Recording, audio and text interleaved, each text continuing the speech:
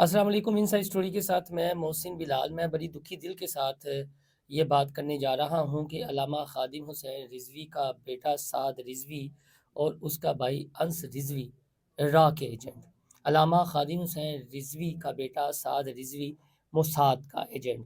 अल्लामा ख़ादिम हुसैन रिज़वी का बेटा साद रिज़वी MI6 का एजेंट। और दूसरी जानिब खबर ये है जो आई है ताज़ा तरीन कि ये चूँकि इतने बड़ी एजेंसीज़ के ये एजेंट हैं, तो इन्हें अब किसी वक़्त भी मंज़र-ए-आम पर लाया जा सकता है और फिर इंसदाद दहशतगर्दी की अदालत में पेश किया जा सकता है। हुकूमत पंजाब की जानिब से और पंजाब पुलिस की जानिब से कुछ इन्फॉर्मेशन शेयर की गई है। पहले मैं वो इन्फॉर्मेशन आपके साथ शेयर कर देता हूँ, तो फिर सीनियर सहाफ़ी हैं कमर भट्टी, वो इसको कितना रिलाएबल समझते हैं, फिर उनसे बात कर लेते हैं। ये ताज़ा-ताज़ा इस्लामाबाद से होकर भी आए हैं। तो हुकूमत पंजाब जो है उन्होंने अपने डिजिटल पेजेस पे भी कुछ सवालात भी पूछे हैं कि एक मस्जिद का जो इमाम है उसकी तनख्वाह तो 30,000 रुपए हो सकती है। तो V8 कहाँ से आ गई और ये सारी अय्याशियाँ वग़ैरह कहाँ से हो रही थीं। उन्होंने ये कहा है जी कि TLP के दफ़्तर से बरामद होने वाले सामान की तफ़सीलात पुलिस और दीगर अदारों ने जारी कर दी हैं, लिहाज़ा वो ये हैं। पुलिस NCCA FIA की जानिब से TLP के दफ़्तर से छापे के दौरान बरामद होने वाले सोने के ज़ेवरात और करेंसी वग़ैरह हैं।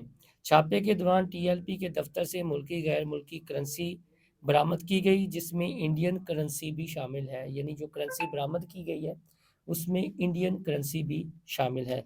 दफ़्तर से तकरीबन 11 करोड़ 42 लाख रुपए की गैर कानूनी करेंसी बरामद की गई, जिसमें इंडियन रुपया, डॉलर्स, यूरो, पाउंड, रियाल और दीगर शामिल हैं। इंडियन 50,000 रुपये और 73 करोड़ रुपए पाकिस्तानी करेंसी भी बरामद की गई। तफसीलात के मुताबिक दफ्तर से 1 किलो 922 ग्राम सोना और 900 989 ग्राम चांदी बरामद की गई। इसके अलावा मुख्तलिफ ब्रांड्स की 69 घड़ियाँ, सोने के 445 ग्राम वज़न की 28 चूड़ियाँ और कड़े भी बरामद किए गए। TLP दफ्तर से सोने के 490 ग्राम वज़न के 12 ब्रेसलेट, 24 हार, चेन और लॉकेट भी बरामद किया गया। सोने के 355 ग्राम वज़न के 46 अंगूठियाँ, 6 ब्रेसलेट, 72 दीगर और चांदी की 460 ग्राम वज़न का एक ताज और 32 अंगूठियाँ बरामद की गईं। TLP के दफ्तर से ये बड़ा जो है और प्राइस बांड भी जो हैं बरामद हुए हैं। भट्टी साहब, इंडियन करेंसी, यूरो, डॉलर, फिर की राह दे एजेंट, मोसाद दे एजेंट, ते देखिए जी, मैं फिर मैं अगली और डिटेल भी आपके साथ शेयर अगली कर। भी आ जाते हैं, पहले इस पे। हमारे यहाँ ये एक बड़ी बदकिस्मती है कि मतलब स्टेट भी अपने तौर पे कोई ना कोई नैरेटिव बनाने की कोशिश करती है, और हमारे जो लोग हैं, अगर कोई उनका किसी तहरीक से ताल्लुक है, किसी पॉलिटिकल पार्टी से ताल्लुक है, किसी, तो वो अपना नैरेटिव बनाने की कोशिश करते हैं।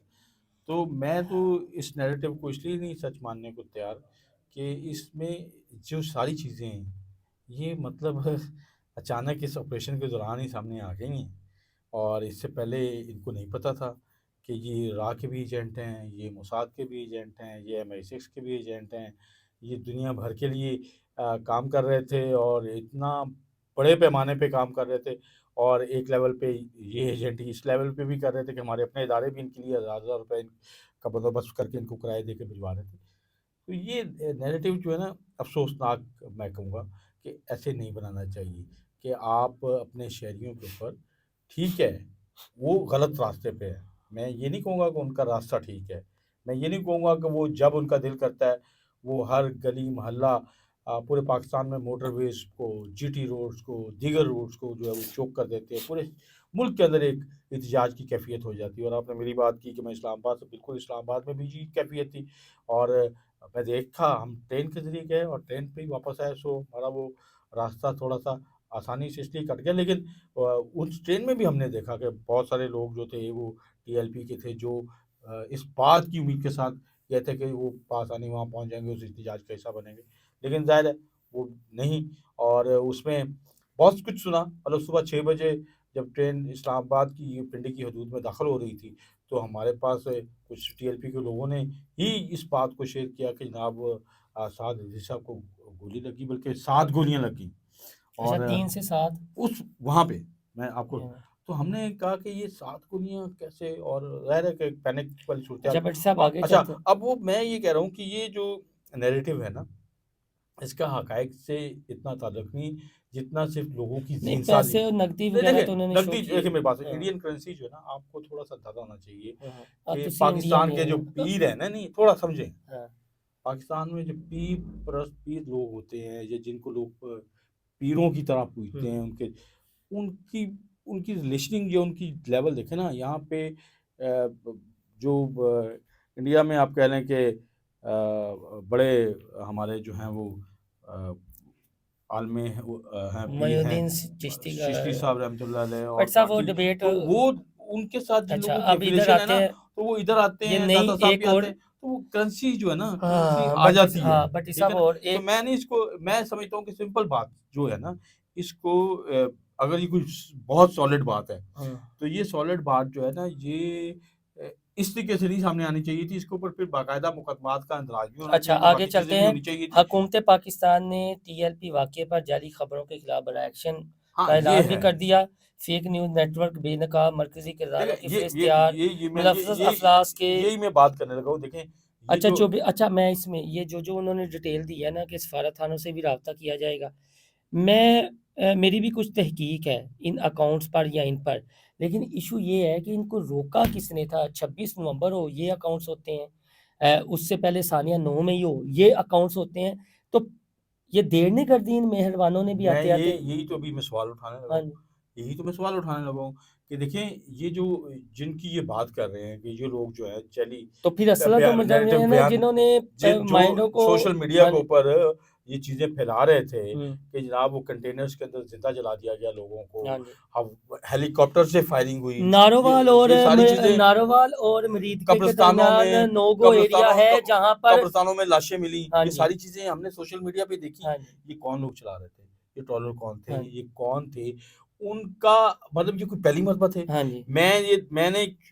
मैं आपको बता दूँ कि टीएलपी की इस कैंपेन में भी हुँ, वो लोग जो पीटीआई के आप कह लें कि सोशल मीडिया एक्टिविस्ट थे, हुँ, जो उस वक़्त 26 नवंबर के वाक़यात को बढ़ा-चढ़ा के पेश पेश कर कर रहे रहे थे, थे। आप उठा के देखें, उनकी तमाम वो लोग जो हैं, वो इसमें भी बढ़ा-चढ़ा के पेश कर रहे हैं। मैंने लेकिन परसों भी आपको कहा हाँ जी। कि टीएलपी के लोगों ने तो फिर मेहरबानी की कि उन्होंने कहा जी उस वक़्त तक कहा कि हमारे 5 कैजुअल्टीज़ हैं, ਉਹਨਾਂ ਦੀ ਉਹ ठीक है ना? डिटेल आ रही सी। उन्होंने तो वो इस तरह की डिटेल्स नहीं जारी की। हाँ जी, जितना वो माशाल्लाह 26 नवंबर वाला एक्टिविस्ट था, या हाँ जो जी, 9 मई वाला एक्टिविस्ट था, उसको तो इतना फ्री हैंड है, उसके ऊपर अभी तक कोई कार्रवाई मुझे नहीं नज़र आई प्रॉपरली जिस तरीके से होनी चाहिए। हमें तो बाज़ औक़ात ये लगता है कि शायद ये कोई डबल एजेंट है, कि वो इस तरह की चीज़ें फैलाते हैं, और उसको खुद हमारे इदारे देखते हैं कि उनके साथ, उन ट्रोलर के साथ चलता कौन-कौन है, और उनके ऊपर कभी एक्शन ही नहीं हमने देखा। मतलब वो आंदे नहीं, ठीक है इनफ ना, इज़ इनफ। जिम्मेदार रेगुलर जर्नलिस्ट की बात हो तो उसके ऊपर तो फीका भी लागू हो जाएगा, बाकी चीज़ें हो जाएगा। इनको ना एफआईए तलब करती है, ना एफआईए की तरफ से कोई एक्टिविटी होती है, ना इनके अकाउंट जो है वो सील किए जाते हैं, ना और कुछ किया जाता है। तो ये जो सूरत-ए-हाल है, ये सबसे ज़्यादा खतरनाक है कि हमारे इदारे जो हैं, अच्छा, वो, चेहरे और और अकाउंट्स वो ही हैं। इसकी शिकायत जो है, हाँ, खुद अज़मा बुखारी, हाँ जी। जो वज़ीर इत्तलाआत हैं, उन्होंने की कि भाई मुझे तो माफ़ कर देते मेरे, और लाहौर हाई कोर्ट की चीफ जस्टिस सारा कुछ करने के बावजूद क्या अच्छा, कार्रवाई हुई? दूसरी जानब तो ਵੀ ਇਹ तो ਪ੍ਰੋਪੇਗੈਂਡਾ ਹੋ ਰਿਹਾ ਸੀ ਕਿ ਟੀਐਲਪੀ ਦੇ ਜਿਹੜੇ ਵਰਕਰ ਨੇ, ਉਹਨਾਂ ਨੇ ਇੰਨੇ ਪੁਲਿਸ ਵਾਲੇ ਫੜ ਲਏ, ਇੰਝ ਕਰ ਦਿੱਤਾ, ਉਂਝ ਕਰ ਦਿੱਤਾ ਤੇ ਜਿਹੜੇ ਇਹ ਇੰਤਸ਼ਾਰ ਫੈਲਾਉਣ 'ਚ ਮੁਲੱਵਸ ਨੇ ਨਾ, ਉਹਨਾਂ ਸਭ ਦੇ अगेंस्ट बिला तफरीक कार्रवाई होनी अब चाहिए मैं जिन्होंने। थोड़ा-सा आपको, अच्छा, अब हुन साडा टाइम लास्ट मैं है। थोड़ा-सा मुख्तसर साहब को ओ आपकी तरफ ही आऊँगा। हाँ जी। देखिए, मैं आपको खबर देने जा रहा हूँ। अच्छा। बात ये है कि पहली मर्तबा हुँ, मेरा जो आई इत्तलात वो ये है कि रियासत ने ये रिलाय कर लिया फर्स्ट टाइम हुँ। कि हमारे मुल्क के अंदर जितने ये इंतहापसंद तबकात हैं, और जो बहुत चाहे एग्रेसिवली लिबरल भी चीज़ें है, चले जाते हैं, चाहे वो लिबरल भी है, जिस हाँ। हवाले से भी, और वो रियासत के लिए खतरा बन जाते हैं, रियासत के ऊपर एक हमले की शक्ल का बाइस बनते हैं, उनको जो है ना कंट्रोल करने के हवाले से अच्छा, जितने कवानीन हैं, लास्ट में अब और ये। उनके ऊपर बैन, वो टीएलपी को बैन करने जा रहे हैं एक, ठीक है ना? वो इस वजह से करने जा रहे हैं कि वो, इसकी वजह ये नहीं है कि उनके कोई बैरूनी दुनिया से ताल्लुकात साबित हुए। वजह ये है कि मुल्क के अंदर अनरेस्ट क्रिएट करना। यार मैं जाते-जाते एक बात मैं इस पर डिटेल से वीलाग करूँगा। मैंने ना टीएलपी की कब्र पे जाना है, ना पीटीआई की, ना नून लीग की, किसी की भी नहीं। लेकिन ये पाकिस्तान है, तो हम सब हैं और सिंपल सी पाकिस्तान बात लास्ट है। में। ते 9 मई वाले क्यों नहीं बैन हो रहे फिर? यही तो लोग सवाल उठा रहे हैं हाँ जी। कि बात ये है कि 9 मई वालों का आप अभी तक वो नैरेटिव ही नहीं बना पाए। उनके ऊपर हमारी रियासत के लोगों ने चलें इधर ही भट्टी ऐसा साहब, ये हम बहुत कुछ डिटेल किया से कि सिर्फ एक ये जो अच्छा लास्ट लेकिन में। अब नैरेटिव बन रहा है। अच्छा ठीक है। अब लोग ये नैरेटिव बना रहे हैं, अब लोग क्वेश्चन उठाते हैं कि भाई ये जो आप अचानक मुल्क के अंदर इंतशार पैदा करना शुरू कर देते, आपके मकसद क्या अच्छा है? दुनिया में अमन हो रहा है, आप हाँ, क्यों करते हैं? अच्छा पाकिस्तान अफगानिस्तान से लड़ रहा, आप क्यों लड़ाई अच्छा पैदा लास्ट पैदा में करें? भट्टी जी तुसी फिर निकल जाते हो, फिर ਤੁਹਾਨੂੰ ਅਫਗਾਨਿਸਤਾਨ ਦੀ ਯਾਦ ਆ और ਜਾਂਦੀ यार ਹੈ, ये ਤੁਹਾਡਾ है ना ਚਾਹ ਪੂਰਾ पाकिस्तान, ਕੱਲ ਦਾ ਦਿਨ ਕੱਢ बड़ा ਲਵੋ, रिलेटिव है। सुबह ਦਾ ਦਿਨ ਕੱਢ ਲਵੋ ना। सहेल अफरीदी ਨੂੰ आ लें तो फिर अच्छा लास्ट में जी ये है कि ये जो मामला हुआ है और इंसदाद दहशतगर्दी अदालत की तैयारी पकड़ लें, वजह फिर अगले वीलाग में अपना फीडबैक देना ना भूलिएगा।